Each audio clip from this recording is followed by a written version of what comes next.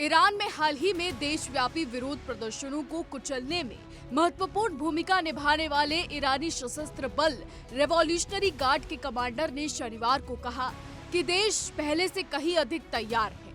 उसकी उंगली ट्रिगर पर रखी हुई है। ये चेतावनी अमेरिकी युद्धपोतों के मध्य पूर्व की ओर बढ़ने के बीच आई। ईरान में सत्ता प्रतिष्ठान के खिलाफ भड़के विरोध प्रदर्शनों में हजारों लोगों की जानें चली गई हैं।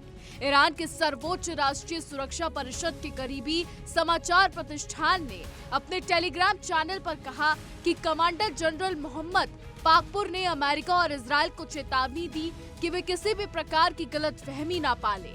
बता दें कि पाकपुर के हवाले से कहा गया है कि इस्लामिक रेवोल्यूशनरी गार्ड्स और ईरान कमांडर इन चीफ के आदेशों और निर्देशों को पूरा करने के लिए पहले से कई अधिक तैयार है। उनकी उंगलियां ट्रिगर पर हैं।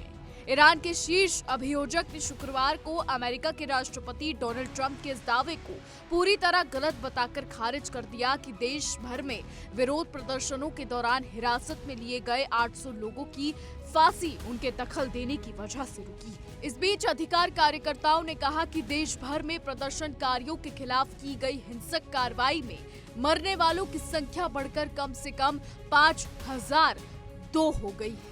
ट्रंप ने बार बार कहा है कि ईरान में विरोध प्रदर्शन के दौरान हिरासत में लिए गए 800 लोगों की फांसी रोक दी है।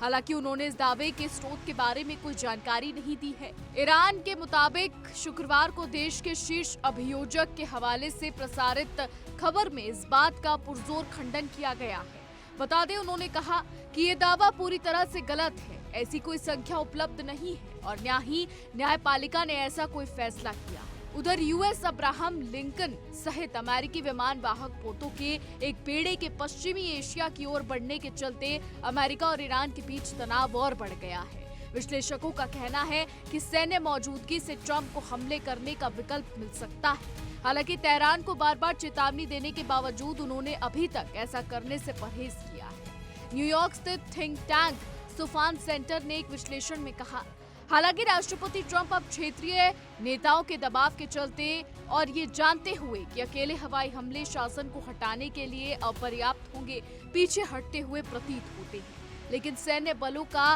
क्षेत्र में भेजा जाना संकेत देता है कि सैन्य कार्रवाई अब भी हो सकती है। आपको बता दें, ईरान और अमेरिका के बीच पिछले कुछ दिनों से हालात ठीक नहीं चल रहे हैं। जहां एक तरफ ईरान में विरोध प्रदर्शन चल रहा है, अली खामनेई को सत्ता से हटाने की बात चल रही है, वहीं अमेरिका लगातार ईरान के विरोध प्रदर्शन में भाग लेता नजर आ रहा है, लगातार हस्तक्षेप करता अमेरिका नजर आ रहा है। डोनाल्ड ट्रंप ये साफ कह रहे हैं कि अगर प्रदर्शनकारियों पर किसी भी तरीके का हमला हुआ या किसी भी तरीके की चोट उन्हें पहुंचाई गई तो अमेरिका ईरान को नहीं बख्शेगा। अमेरिका ईरान में हस्तक्षेप करेगा, ईरान पर हमला करेगा। यानी मध्य पूर्व की राजनीति इस वक्त डगमगाई हुई है। मध्य पूर्व में भूचाल के हालात हैं, बवाल मध्य पूर्व में मचा हुआ है। वहीं अमेरिका ने ईरान में रह रहे अमेरिकी नागरिकों के लिए भी एडवाइजरी कुछ समय पहले ही जारी कर दी थी कि जितना जल्दी हो सके ईरान को छोड़ दो। इस बात से ये कयास लगाए जा रहे हैं कि अमेरिका शायद ईरान पर सीधे तरीके से हमला करेगा। हालांकि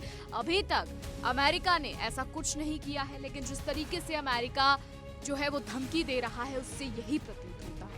वहीं अगर बात करें ईरान की, तो ईरान के सशस्त्र बल साफ कह चुके हैं कि उनके हाथ ट्रिगर पर रखे हुए हैं, तो ऐसे में ईरान भी पीछे हटने को तैयार नहीं है। वहीं रिपोर्ट्स ये भी सामने आई थी कि अली खामनेई प्रदर्शन ज्यादा आक्रामक होने पर देश छोड़कर भाग सकते हैं, वो रूस भाग सकते हैं। लेकिन फिलहाल खबर ये है कि अली खामनेई अंडरग्राउंड हो गए हैं, अपने परिवार के साथ वो बंकर में छुप गए हैं। लेकिन आपको ये भी बता दें कि अमेरिका लगातार ईरान के विरोध प्रदर्शनों में हस्तक्षेप कर रहा है, लगातार ये कह रहा है कि उसकी वजह से ईरान में 800 लोगों की फांसी रोकी गई है। वहीं ईरान के नेता इस बात से इनकार कर रहे हैं, अमेरिका की इस बात को खारिज कर रहे हैं। लेकिन आपको ये भी बता दें कि मध्य पूर्व की राजनीति में बड़ा बदलाव आने वाले समय में हो सकता है अगर इजराइल की एंट्री इसमें होती है। अगर इजराइल सीधे तौर पर हमला करता है तो बड़े बुरे हालात मध्य पूर्व में बन सकते हैं। बहरहाल फिलहाल ईरान और अमेरिका के बीच में